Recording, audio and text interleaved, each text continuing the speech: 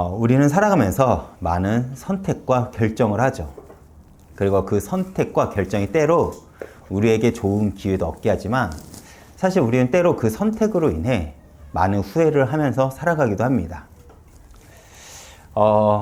제가 신학교에 들어가기 전, 그러니까 본격적으로 사역자가 되기 전엔 저는 나름대로 예배를 열심히 드렸고 기도도 열심히 하려 했고 저는 굉장히 교회 중심적으로 살았습니다.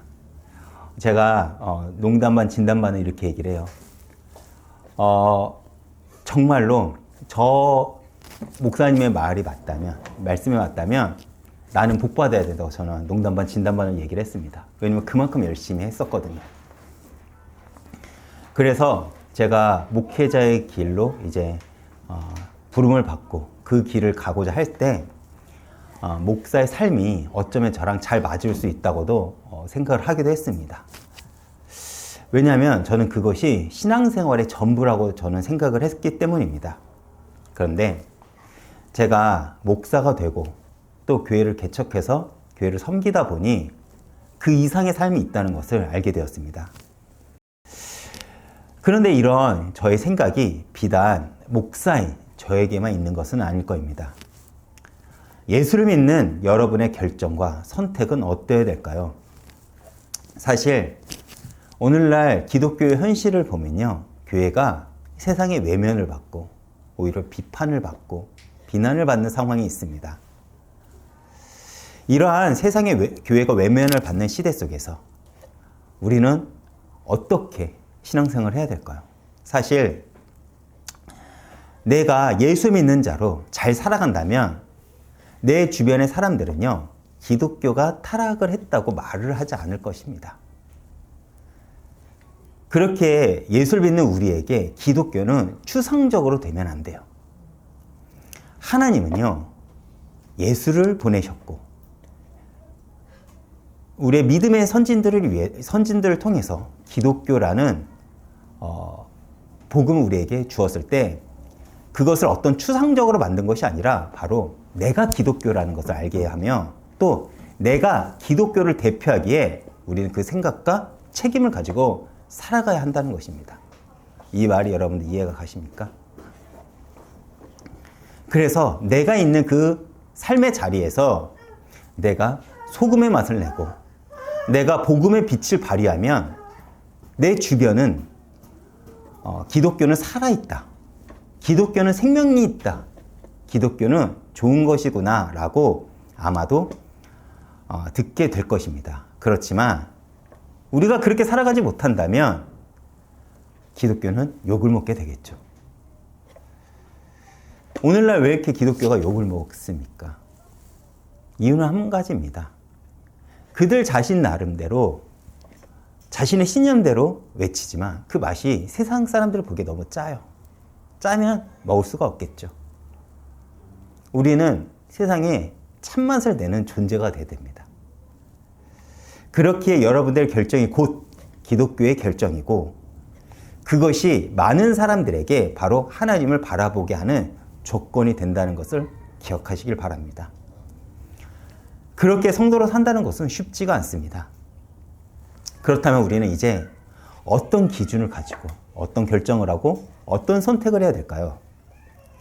사실 제가 이전에 뭣도 몰랐을 때는요, 옳고 그름이 제 판단의 기준이었습니다. 그래서 제가 이전에 신앙 상담을 하거나 어떤 사람들이 저에게 어떤 것을 물어봤을 때 저는 굉장히 이성적이고 상황의 팩트를 가지고 이야기만 하면 되는 줄 알았습니다. 지금 돌아보니 그때 저의 그 상담의 내용들은 제가 책임이 없었기 때문에 할 수 있었던 말이었던 것 같습니다. 그런데 전도사 때는 제가 이것을 몰랐어요. 그때는 제가 한참 신학 공부를 하면서 성경 지식이 들어가니까 그 기준을 가지고 옳다, 그르다만 제가 이야기를 하는 것입니다. 물론 그때 제가 이야기를 했던 성경 지식이 틀렸다는 것은 아닙니다. 근데 그 지식만을 가지고 제가 그것은 옳아. 너가 이걸 안 해서 너가 이렇게 어려워진 거야. 너가 이것을 몰라서 굉장히 어려워진 거야. 너가 이렇게 안 해서 네 상황이 이렇게 된 거야. 옳고 그름만 제가 판단했거든요. 그것이 틀렸다는 것입니다. 그런데 오늘날 교회들은 자꾸 자신들이 가지고 있는 기준들을 가지고 옳고 그름만 이야기를 합니다. 근데 기독교의 목적은 무엇일까요? 하나님이 왜 이 땅에 우리를 부르시고 보내셨을까요? 바로 살리기 위해서입니다. 생명이죠. 우리가 왜 전도를 합니까? 이유는 한 가지입니다. 죽어가는 영혼을 살리기 위해서요. 하나님께서 왜 이 땅에 예수를 보내서 교회를 세우셨을까요? 이유도 한 가지입니다. 생명입니다. 교회를 섬기는 것이 어려운 건지 아십니까? 그 역시 살리기 위해서요. 그저 옳고 그름만 이야기하면 사실 그렇게 어렵지 않아요. 죽이는 것처럼 쉬운 게 없다니까요. 우리도 경험해 봤잖아요. 옳고 그름만을 가지고 정죄하고 판단하는 것은 굉장히 쉽습니다. 내 의를 높이는 것은 쉽다니까요. 그러나 이 성도를 어떻게 하나님 앞에 끌고 갈 것인가 고민하며 그 영혼을 살리려고 하니까 사실 어려운 거예요. 예수님이 왜 바리새인에게 분노한지 아십니까? 그들의 말이 틀려서 분노한 거가 아닙니다. 그들이 주장한 것은 너무나도 옳았어요. 너무나도 맞았다니까요. 율법의 기준으로 볼 때 그들은 틀린 말이 없었습니다. 그런데 이 바리새인들의 문제는요, 살리는 것이 목적이 아니라 나의 의를 높이고 상대를 죽이는 것이 목표였기 때문에 예수님이 분노하신 것입니다. 제가 방금 한 이 말이 잘못을 그냥 넘어가라는 소리가 아닙니다. 우리는 그것을 넘어서 어떤 결정과 선택이 살리는 길인지를 고민해 봐야 된다는 거예요. 그래서 사실 저는 신앙생활을 하고 시간이 지나면 지날수록 저의 신앙의 결과에 대해서 감히 자랑하는 것이 부끄러워지는 것 같습니다. 왜요? 제가 말하는 이 외침이, 그리고 이 신앙이 아니라 내 삶과 내 태도와 내 방법이 예수님 믿는 자답게 살아가야 하는 것이기 때문에 그렇죠. 그래서 예수를 믿는다는 것이 어렵다는 것이고, 그 길이 좁은 길이고 좁은 문이라는 것입니다. 제가 왜 서론으로 이런 얘기로 시작했냐면, 오늘 다윗의 모습이 그랬다는 것입니다. 오늘 본문은요, 신앙생활을 조금만 했다고 하면, 다윗에 대해서 조금 안다고 하면 잘 알고 있는 본문의 내용입니다. 오늘 본문에 앞서 23장의 내용을 잠깐 언급해 보겠습니다. 어떤 내용이 23장에 들어있습니까? 다윗은 여전히 사울에게 계속 쫓겨다니는 와중에 하나님은요, 다윗에게 한 가지 명령을 하십니다. 급한 상황 중에요. 너가 그일라로 가서, 그일라에 블레셋이 쳐들어왔으니까 너가 그일라로 가서 그일라를 구원하라고 명령해요. 지금 다윗은 사울에게 위협을 받고 있는 상황이에요. 도망가기도 급급하죠. 그런데 그런 급한 다윗에게 하나님은요, 너가 그일라로 가서 그일라를 구원하라고 명령하십니다. 당연히 다윗의 부하들은 만류하죠.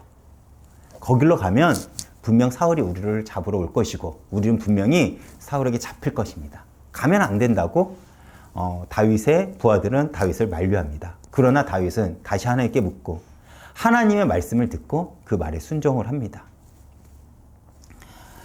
그래서 그일라를 구원하죠. 그 상황 가운데 사울은 여전히 다윗을 잡으러 오고 있고, 자신을 구해준 그일라 사람들은요, 다윗이 여기 있다고 사울에게 고발을 합니다. 그런 상황 속에서 이제 다윗은 도망갈 곳이 없어 죽기 직전까지 가는 상황입니다. 그때 하나님은 다른 지역에 블레셋을 보내서 이스라엘을 위기 가운데 몰아넣으시죠. 그 위기가 다윗을 구원합니다. 사울은 블레셋과의 전쟁을 하기 위해서 군대를 돌려 블레셋과 싸우러 갑니다. 이런 상황 속에서 다윗은 죽음 직전에서 겨우 살아나게 된 것이죠. 그리고 이어 24장, 오늘 본문을 함께 보겠습니다. 1절과 2절입니다. 사울이 블레셋 사람들을 쫓다가 돌아오매 어떤 사람이 그에게 말하여 이르되, 보소서 다윗이 엔게디 광야에 있다 하더이다. 사울이 온 이스라엘에서 택한 사람 3,000명을 거느리고 다윗과 그의 사람들을 찾으러 들염소 바위로 갈세요. 우리가 여기서 주목할 것은 바로 2절에 사울은 이스라엘에서 택한 3,000명입니다. 이 3천 명이 어디서 언급되어 있느냐? 제가 말씀한 구절을 읽어보겠습니다. 사무엘상 13장입니다. 1절에서 2절을 제가 한번 읽어보겠습니다. 이스라엘 사람 3천 명을 택하여 그 중에 2천 명은 자기와 함께 막베스와 베델산에 있게 하고 1천 명은 요나단과 함께 베냐민 기브에 있게 하고 남은 백성은 각기 장막으로 보내니라. 이스라엘 사람 3천 명을 택하여 그 중에 2천 명은 자기와 함께 이게 1절과 2절이죠. 이게 어떤 상황이냐면 사울이 왕이 된 초기에 사울은 자신의 왕권을 공고히 하기 위해 가장 먼저 한 행위가 뭐냐면 이스라엘 백성 중에서 가장 용감하고 가장 힘이 센 3천 명을 뽑아서 군대 조직을 갖춥니다. 왜요? 그때도 그렇고 지금 상황도 그렇고 이스라엘은요 언제나 블레셋과의 갈등 위험이 있었어요.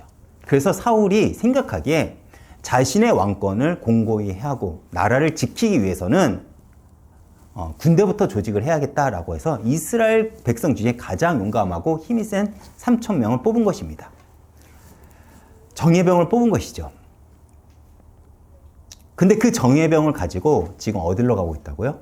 바로 다윗을 쫓고 있다는 것입니다. 다시 말해 지금 사울이 생각하기에 다윗은요 블레셋과 같은 주적으로 지금 생각하고 있다는 것입니다. 그래서 블레셋과 함께 싸워야 할 그 정예병을 데리고 다윗을 죽이러 오는 거예요. 다윗 입장에서 보면 기가 막힌 상황이죠. 자신은 누구입니까? 골리앗을 이겼고 그리고 사울의 부마입니다. 이스라엘 장군이고 하나님 앞에 순종한 자였어요.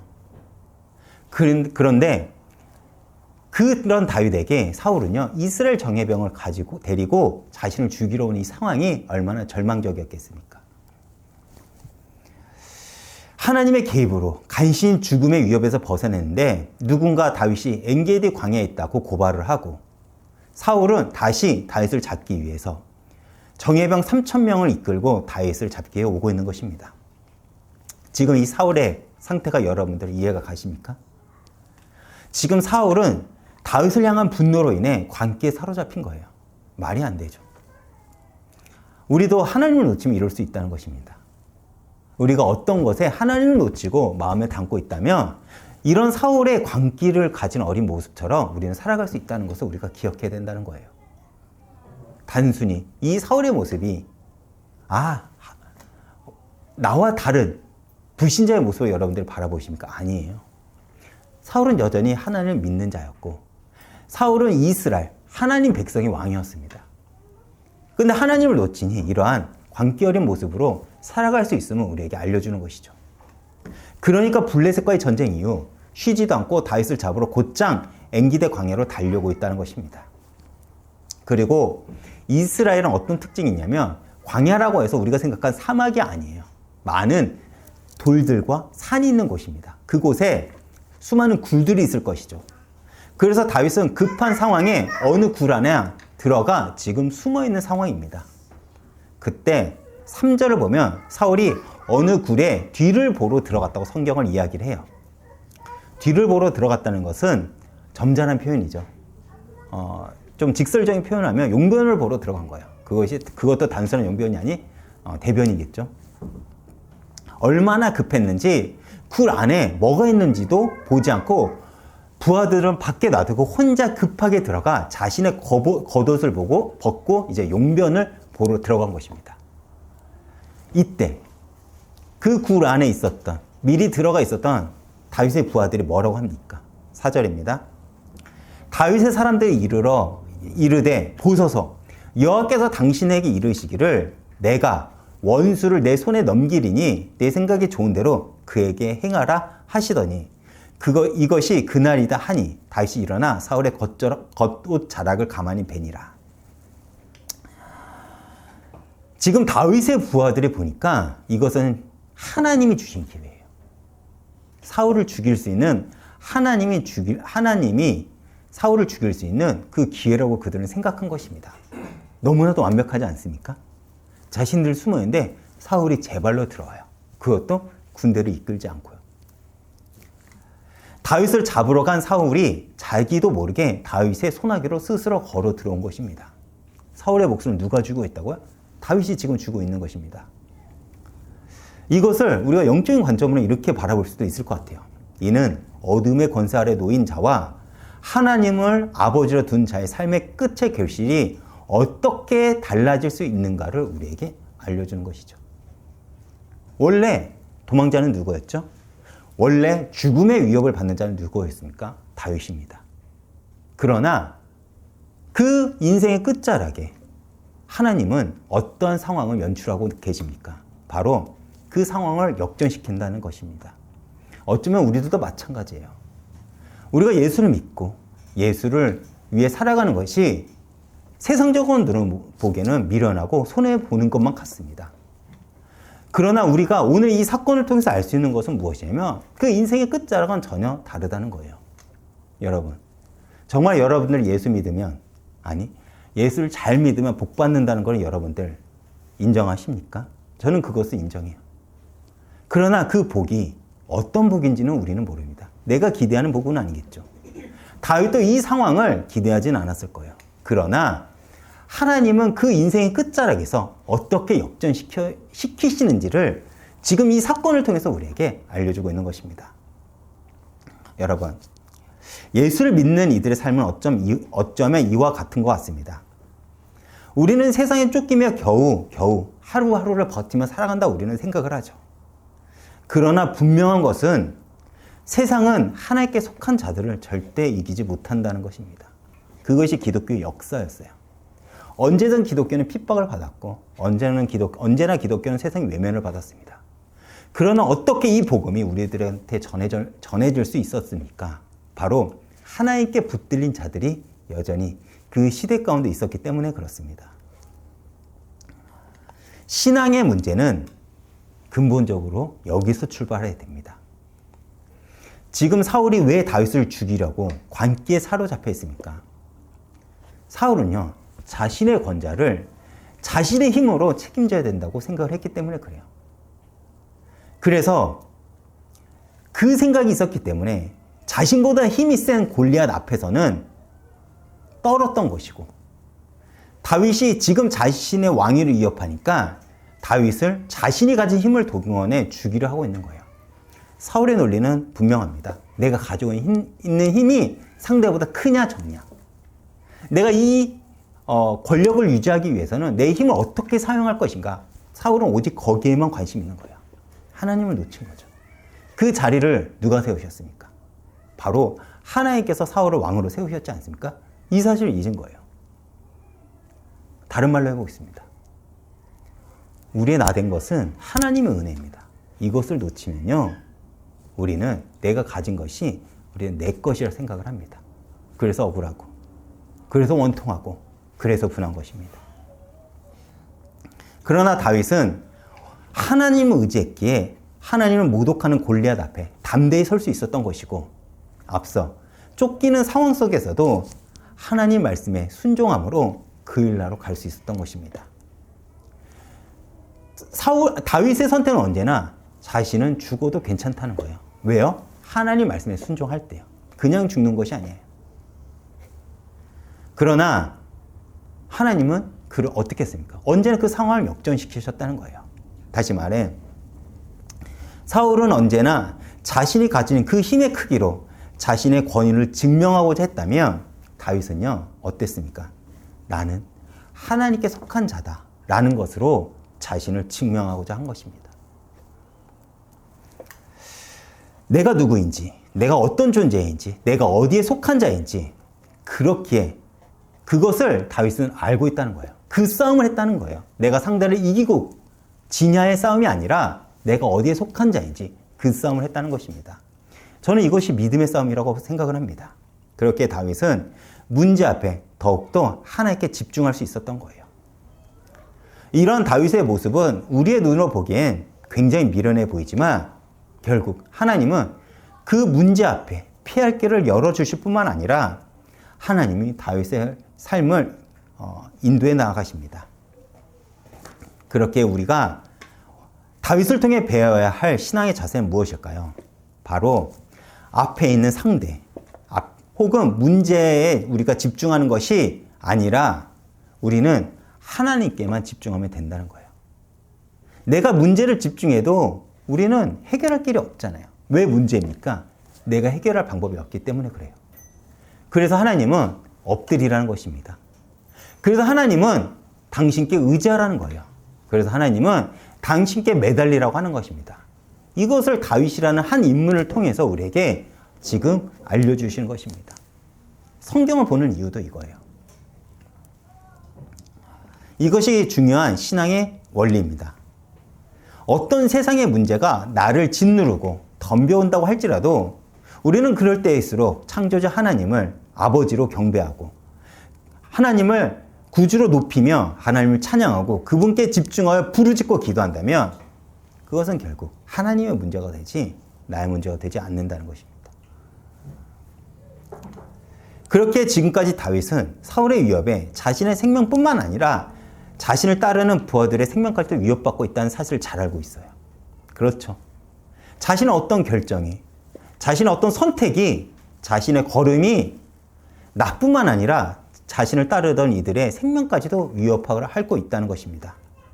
이런 상황 속에서 사울은요, 부하들도 없이 다윗과 다윗의 부하들이 있는 굴로 들어온 거예요. 기회죠. 천운의 기회죠. 누가 봐도 이거는 하나님이 사울을 죽이라고 한 사인으로 우리는 착각할 수가 있어요. 그리고 다윗의 부하들은 지금 이 상황은 하나님이 우리들에게 만들어준 기회니 어서 사울을 죽이자고 다윗에게 요구하고 있는 것입니다. 누가 봐도 이 상황은 하나님이 주신 기회가 같죠. 그렇지 않습니까? 만약 사울이 미리 다윗이 여기 있다는 것을 알았다면 어땠을까요? 3,000명의 군대가 그 굴을 에워쌌을 것입니다. 그리고 다윗은 죽임을 당했겠죠. 다윗뿐만이 아닙니다. 다윗을 따르는 그 수많은 사람들도 죽임을 당했을 거예요. 또 사울은 어떤 자입니까? 그는 기름을 부음 받은 자였지만 기름 부음 받은 자로서의 그 노릇을 하지 않았습니다. 그리고 누가 봐도 사울은요, 악신에 들린 자였어요. 악신까지 들린 왕을 죽인다는 것은 명분상으로도 너무나도 옳은 행동인 것 같습니다. 그렇죠. 누가 봐도 사울은요, 하나님께 버림받았습니다. 이런 사울을 죽일 기회가 왔는데 너무나도 답답하게도 다윗은 사울을 죽이지 않고 사울이 벗어놓은 옷자락만 가만히 베었을 뿐입니다. 사실 이 옷자락을 벤 것도 굉장한 의미가 있어요. 어떤 의미가 있냐? 베다. 이 말을 원어로 보면요, 할례. 남자의 표피 끝을 베다라는 의시를 사용하는 그 베다라는 말과 똑같은 단어예요. 다시 말해, 사울은 여기서 죽었다는 것을 암시하는 내용이기도 합니다. 그러나 죽일 기회는 있었지만 징표만 남긴 거예요. 그렇기에 그 의미만을 가지고도 다윗은요, 마음에 찔려 괴로워했던 것입니다. 너무나도 가슴이 아파했다는 거예요. 왜요? 하나님이 기름 부은 자를 자기가 손댈 수 없다는 거예요. 하나님의 기름 부음 받은 자를 내 손을 치는 것은 하나님이 금하셨어요. 다윗은 하나님의 마음을 알았고 하나님의 뜻을 알았고 하나님의 방법을 믿은 것입니다. 저자 악한 자라면 하나님께서 책임지시겠지. 손을 봐주시겠지. 그것을 다윗은 믿은 거예요. 사실 이후 다윗은 또 사울에게 쫓겨다닙니다. 그러나 그에게는 그것을 알고 있음에도 여전히 사울이 자신을 쫓아올 수 있을 것을 알았음에도 그에게 중요한 것은 하나님의 뜻이었고 하나님의 방법이었고 하나님의 마음이었다는 것입니다. 여기서 우리는 다윗과 사울의 차이를 발견할 수 있어요. 사울은 어떤 자였습니까? 내 뜻대로 되지 않는다고, 내 마음대로 되지 않는다고, 내 마음에 원통함이 있다고 하나님께서 기름 부은 제사장들을 싸그리 죽여버렸습니다. 그러나 다윗은 그러지 않았죠. 다윗은 하나님을 믿었습니다. 하나님을 의지했고 하나님의 주권을 인정한 것입니다. 예수를 믿는다는 것이 무엇일까요? 저는 바로 이것이라고 생각합니다. 하나님의 주권을 인정한다는 것. 그건 쉽지 않아요. 왜요? 우리는 끊임없이 내 경험, 내 생각, 내 삶의 모습, 그것들이 앞서기 때문에 그렇습니다. 여러분, 그러나 예수를 믿고 따라가는 이들은요, 세상 사람들의 옳고 그른가는 다른 기준과 고민이 있어야 되죠. 누가 봐도 그 상황은 하나님이 죽여도 될 것이라고 보여지는 그 상황이에요. 그러나 여호와께서 기름을 부었다는 것은 이런 의미이기도 합니다. 죽여도 내가 죽여. 심판을 해도 내가 심판해. 즉, 다윗의 입장에서는 다윗의 입장에서는 내가 하나님께서 기름 부은 그 사울을 죽일 권한이 없다는 것을 지금 말하는 거예요. 나에게는 그 삶의 주권이 없다는 것을 다윗은 지금 부하들에게 말하는 것입니다. 다윗은요, 하나님의 주권이 자기의 삶의 기준이었어요. 그렇기 때문에 끊임없이 하나님께 물었고, 끊임없이 하나님께 엎드렸고, 끊임없이 하나님께 뜻을 물어본 것입니다. 우리가 잘 알고 있듯이 아담과 하와가 왜 실패했습니까? 선악과는 대단한 실과가 아닙니다. 선악과는 수많은 실과 중에 그냥 한 실과는 하나님께서 선택한 거예요. 그리고 저 실과를 그냥 먹지 말라는 거예요. 특별하게 그 실과를 대단하게 만든 것도 아니고 영롱하게 만든 것도 아니에요. 어떤 수많은 실과 중에, 나무 중에 한 나무를 선택해서 저 나무에 그냥 실과를 먹지 말라는 거예요. 왜 그랬을까요? 그것이 하나님의 주권을 너가 인정하냐, 인정하지 않느냐의 그 싸움을 하려는 것입니다. 그러나 아담과 하와는 선악과를 먹음으로써 하나님의 주권에 도전한 것입니다. 그로 인해 죄가 들어온 것이죠. 다윗 역시 이 상황 앞에 놓였었고, 모든 상황은 사울을 죽일 만한 명분은 주어졌지만 다윗은 그 상황 가운데서도 하나님의 주권이 우선이었기 때문에 그 판단은 하나님께 맡기고 사울을 죽이지 않은 것입니다. 또한 이러한 다윗의 선택은 우리 주 예수 그리스도를 예표하기도 하죠. 예수님께서도 십자가에서 자신을 못 박는 이들 향해 뭐라고 말합니까? 아버지여, 저들을 사하여 주옵소서라고 기도하십니다. 이는 하나님 아버지의 뜻에 대한 완전한 순종, 주권을 인정하는 것이었죠. 예수님은 충분히 자신의 권리를 주장할 수 있습니다. 그러나 그렇게 한 것이 아닌 아버지의 뜻에 따른 것이죠. 그리고 이러한 하나님의 주권을 인정한 예수님의 순종은요, 우리에게 구원의 길을 여셨습니다.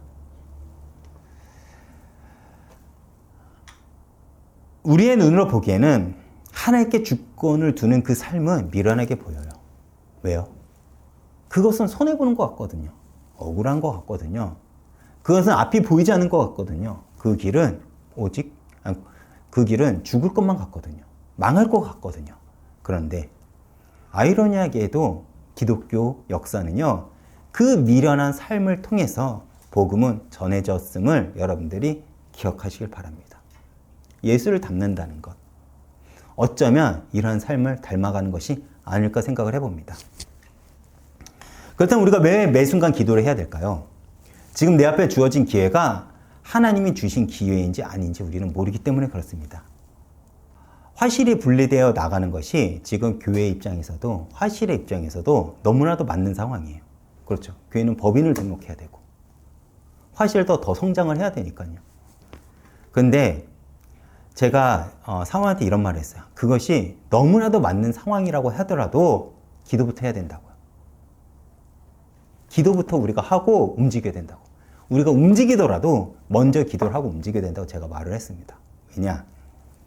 그것이 지금 우리의 눈으로는 맞다고 생각이 들지만 하나님 편에서 아니다라고 생각을 하면 그것이 하나님의 주권으로 막으셔야 하기 때문에 그렇습니다. 신앙은요, 내 삶의 주권을 어디에 두느냐의 싸움입니다. 하나님을 내 주권자로 인정하느냐, 아님 내 삶의 주권자가 나 혹은 세상의 흐름을 두느냐예요. 여기서 우리의 신앙의 싸움은 결판이 납니다. 다윗이 지금 이런 선택 앞에 놓인 거죠. 지금 모든 상황이 자기를 끔찍하게 만들어 놓고 모든 사람들이 지금 이것은 맞다고 얘기하는 그 순간 속에서도 다윗의 기준은 그 상황도 아니고 사람들의 의견도 아니고 오직 하나님의 뜻이 그에겐 중요했습니다. 그래서 다윗은 사울을 죽일 수도 있는 상황이었지만 죽이지 않은 것이죠. 만약 이 사울이 죽을 것이라면 내가 굳이 손을 대지 않아도 하나님이 그를 거두어 가실 것을 다윗은 믿고 있는 것입니다. 사실 설령 그렇지 않더라도 다윗은 어쩔 수 없이 이렇게 살아가겠다는 그 다짐도 있었겠죠. 왜요? 그는 여전히 하나님께 붙들린 자였기 때문에 그렇습니다. 그렇게 다윗이 하나님 마음에 합한 자로서 그 명예와 영광을 얻는 삶을 살아가게 된 것입니다. 비록 하나님의 주권을 인정하는 것이 나를 고단하게 하고 힘들게 만들고 끔찍한 상황을 만들다고 할지라도 다윗은 처절하게 하나님의 주권을 인정한 것입니다. 이런 다윗의 선택이 여러분들 이해가 가십니까? 예수를 믿는다는 것은 이거예요. 이 싸움을 하는 것입니다. 그래서 예수를 믿는다는 것이 쉬운 게 아니에요. 많은 이들이 예수를 믿는 게 쉽다고 얘기를 합니다. 근데 그것은 틀린 말이에요. 왜 많은 사람들이 예수를 믿는 것을 포기할까요? 왜 예수님을 믿는 것을 포기하고 큰 길로 갈까요? 예수를 믿는 그 결과가 우리가 생각한 부자가 되고 세상에서 성공을 하고 내 이름이 높아진다면 그 어려운 과정을 누가 못할까요? 누구든지 하죠. 그 희생을 누구든지 감내합니다. 근데 그것이 보이지 않기에 많은 사람들이 그 길을 포기하는 것입니다. 우리의 머리로는 이해가 가지 않죠. 그래서 많은 이들이 예수를 믿는 것을 포기합니다. 여러분, 왜 사사시대가 타락한 줄 아십니까? 사사기 21장 25절 이렇게 나옵니다. 그때 왕이 없으므로 각자 자신의 소견에 오른 대로 행하더라. 이 사사시대에 이스라엘 백성들을 하나님을 안 섬겼습니까? 아니요. 하나님을 섬겼습니다. 신실하게 예배도 드렸어요. 문제는 뭐라고요? 내 생각대로예요. 내가 원하는 대로예요. 내가 원하는 대로 하나님을 섬겼고요. 내가 바라는 대로 하나님을 기대했다는 것입니다. 말씀을 따라간 것이 아니라 하나님의 뜻과 목적을 보는 것이 아니라 내가 옳은 대로요. 그렇기 때문에 그들은요, 하나님도 믿지만 세상의 문화도 의지한 것이고 하나님도 믿지만 다른 이방신들도 믿은 것입니다. 왜요? 내가 생각하기에 그래도 된다고 생각했기 때문에 그래요. 그래서 타락의 시대라고 하는 것입니다. 그것을 타락이라고 그러는 것이죠. 어떤 순간에도 우리 사람의 소견에 맞는다고 할지라도 그것이 하나님이 아니라고 하면 아니어야 되는데 우리는 그렇지 않는다는 것이죠. 기독교는 어떤 것입니까? 하나님이 가라고 하면 가는 것이고 멈추라고 하면 멈추는 것이고 그것이 기독교입니다. 그것이 예수를 믿는 자의 모습이라는 것이죠. 그렇게 예수를 믿는다는 것은 좁은 길, 좁은 문이라고 하는 것입니다. 앞서 이야기했듯이 그 좁은 길을 걷더라도 그 끝에 누가 봐도 영광이 있고 명예가 있고 성공이 있고 부가 있으면 그 좁은 길을 누가 못 가겠습니까? 근데 예수를 믿는 것은요, 그게 안 보인다는 것이 전제예요. 더 냉정하게 말하면 손해가 날 것 같아요. 그렇죠. 그래서 많은 이들이 포기하는 것입니다. 그러나 하나님 왜 그런 고단하고 외로운 길을 우리를 걷게 하실까요? 그 길을 가야만이 하나님이 하셨다는 것은 우리는 알기 때문에 그렇습니다. 그래야 우리의 믿음이 커지기 때문입니다. 그 길을 가지 않고서는 우리는 하나님을 깊게 만날 수가 없기 때문입니다. 결론입니다. 다윗은 사울을 살려주고 도망가면서 사울을 향해 자신의 억울함을 토로하며 내가 당신을 죽일 수 있었지만 내가 하나님의 주권을 인정했기에 당신을 죽이지 않았다고 외칩니다. 얼마나 억울했고 얼마나 원통했겠습니까? 그러나 다윗은 자신의 그 원통한 마음보다 자신의 그 억울함보다 하나님의 주권을 인정하는 고백을 하죠. 그리고 다윗은 그 원수 같은 사울을 향해 아버지여라고 부릅니다. 아마 이 순간만큼은 사울은 너무나도 창피하고 자괴감이 들었을 거예요. 이 순간만큼은요. 내가 지금 어떤 일을 주기로 했습니까? 이스라엘 골리앗을 이긴 이스라엘 영혼이고 만약 골리앗을 이기지 않았다면 다윗이 자신은요 틀림없이 블레셋의 속국이 돼요. 포로가 되어 비참하게 죽었을 거예요. 자신의 부마이며 하나님의 기름 부은 자를 죽이려 했구나 라는 그 생각이 들었을 것입니다. 그렇게 16절에 보면 사울이 소리를 높여 울었다고 성경은 기록을 합니다. 그리고 제가 17절과 20절을 이어서 읽어보겠습니다.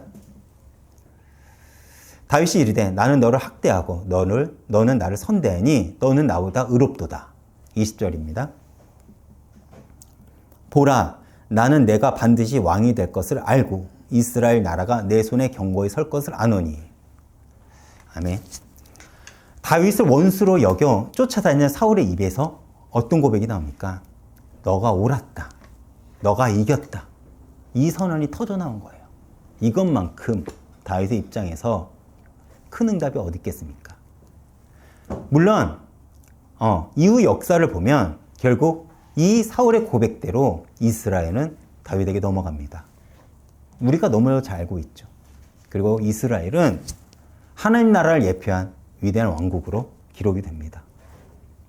결국 이것이 하나님의 방법이라는 거예요. 다윗은 이런 삶의 과정을 통해서 하나님을 깊게 배운 것입니다. 다윗이 배운 하나님은 어떤 분입니까? 우리가 다윗의 고백이 잘 나타나는 성경 한 구절 읽어보겠습니다. 시편 23편 4절에서 5절입니다. 시편 23편은 우리가 너무나도 잘 알고 있는 다윗의 시죠. 우리가 웬만한 성도님들은 다 알고 있는 시의 내용입니다. 그 중에서 제가 단어 읽지 않고 4절과 5절을 읽어보겠습니다. 내가 사망의 음침한 골짜기를 다닐지라도 해를 두려워하지 않을 것은 주께서 나와 함께 하시니라. 주의 지팡이와 막대기가 나를 안위하시나이다.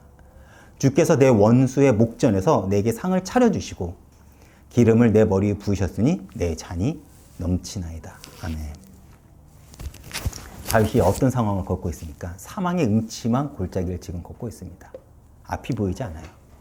그 길을 걷는 내내 자기는 죽을 것만 같습니다. 그러나 그 상황 가운데서 다윗이 경험한 건 무엇입니까?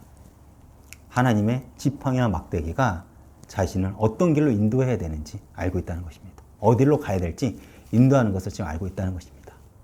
그렇게 다윗의 온 신경은요, 하나님 말씀에 있는 거예요. 하나님이 지금 나에게 어떤 길을 가라고 하는지. 그렇기 때문에 다윗은 지금 세상의 소리가 그를 영향을 주는 것이 아니라 오직 하나님만이 다윗에게 영향을 주고 있는 것입니다. 그리고 여기서 하나님께 내게 상을 베푸신다. 이 상은 밥상, 잔치상을 말하는 것입니다. 원수 앞에서 내가 밥을 먹을 수 있다면 누구든지 채하겠죠. 나를 그렇게 증오하고 미워하는 사람 앞에서 누가 밥을 여유 있게 먹겠습니까? 그런데 이 원수 앞에서 하나님이 나를 식사를 하게 할 만큼 우리에게 여유 있는 승리를 주시겠다 약속한 것입니다. 지금 다윗이 그 응답을 받고 있는 거 아닙니까? 원수의 입에서 너의 말이 옳았다. 이 이스라엘은 너가 다스릴 나라가 될 거라고 사울의 입에서 그 고백이 터져 나옵니다. 이것을 다윗이 그 고단한 인생 가운데 배웠기에 이러한 믿음의 고백이 담긴 시를 쓸 수 있었던 것입니다. 제가 지금도 많이 부족합니다. 앞으로 제가 어떤 믿음의 길을 갈지 몰라요. 좌절할 수도 있고 낙심할 수도 있어요. 그러나 지금까지 살아오면서 제가 배운 하나님은 어떤 분이시냐면 저를 부끄럽게 하지 않으신다는 것입니다. 예수 잘 믿으면 저를 부끄럽게 하지 않는다는 거예요. 저의 과거는 굉장히 부끄러운 인생이었어요. 그러나 지금의 저의 인생은 그리 부끄럽지 않습니다. 감사가 있는 삶이고 하나님의 은혜가 임하는 삶이라고 감히 고백할 수가 있어. 문제가 없냐? 아니요. 여전히 문제가 있습니다. 교회를 분리하는 거에 있어서도 굉장히 경제적 어려움도 있고요. 제가 공부하는 거에 있어서 상황적 어려움도 있습니다. 여전히 교회를 섬기고 교회가 부흥하고 교회가 이런 많은 것들이 저에게 굉장히 부담과 어려움이 저에게 있어요. 문제가 없는 건 아닌데 부끄럽게 하지 않는다는 것이죠. 그 하나님은 저의 사망의 골짜기 같은 삶의 과정을 당신의 지팡이와 막대기로 인도하셨다는 것이 느껴지더라고요. 돌아보니까요. 그때는 억울했고 그때는 너무나도 답답했습니다. 왜 나에게 이런 일이 벌어졌는지, 나만 왜 이렇게 억울한 인생을 살아야 되는지 그 억울함을 토로했다니까요. 그러나 그 과정이 하나님의 지팡이와 막대기로 나를 인도하셨다는 것을 지금에 와서 겨우 인정하게 되었습니다. 결국 저는 그 삶이 어느덧 굉장히 작지만 간증이 되어 작은 믿음의 고백을 할 수 있게 된 것입니다. 물론 여전히 부족하고 부끄러움이 많아요. 앞으로 제가 어떤 길을 갈지 저도 확신은 못합니다. 그렇기에 여러분들이 저를 위해 기도해 주시면 감사하겠습니다. 하나님을 두려워하고 하나님을 경외하며 하나님 말씀을 따라가는 그 목사의 삶을 살아갈 수 있도록 많은 기도 부탁드립니다. 그러나 제가 믿는 하나님은요, 당신을 의지하고 당신을 믿는 당신의 백성들의 삶을 절대 부끄럽지 않게 만드실 거라는 거예요. 그렇게 우리가, 저는 감히 이렇게 말할 수 있습니다. 예수 잘 믿으십시오. 축복이 있을 것입니다. 저는 이것을 믿어요. 이 하나님을 믿게 저는 오늘도 힘써 하나님의 주권을 인정하려고 몸부림치고 힘써 예수님을 붙잡고자 합니다. 그리고 이 말씀을 듣고 은혜 받은 여러분 역시 하나님은 여러분의 문제에서도 원수 앞에 부끄럽지 않게 세우실 거예요. 이 예배 가운데 여러분들이 힘써 하나님의 주권을 인정하고 하나님을 붙잡으시길 바랍니다. 이 신실하신 하나님의 주권을 인정하며 예수님을 붙잡는 그 예수님께서 여러분들에게 주시는 그 축복을 누리는 그 성도님이 되시길 축원드리겠습니다. 제가 이번 주 찬양은 깊어진 삶을 주께 라는 찬양을 준비했습니다. 다윗의 삶은 매일매일 고단한 삶으로 인해 아마도 굉장히 슬픔이 가득 찬 삶이었을 것입니다. 여러분들도 그렇죠. 그러나 다윗은 그러한 과정을 지나면서 삶이 깊어졌고 하나님의 사람으로 세워졌습니다. 그렇기에 사울을 용서할 수 있었던 것이고 하나님은 그러한 다윗을 그리스도의 예표로서 세우신 것이죠. 이보다 더 큰 영광이 어디 있겠습니까? 어쩌면 하나님이 우리에게 고난을 허락하신 이유가 바로 이것이 아닐까 생각을 해봅니다. 우리가 아마 찬양을 듣겠지만 이 찬양의 가사의 내용처럼 우리 역시 매일 마주한 슬픔을 견디며 예수님을 배우고 그런 우리들을 통해 하나님은요 복음을 이어나가게 하실 것입니다.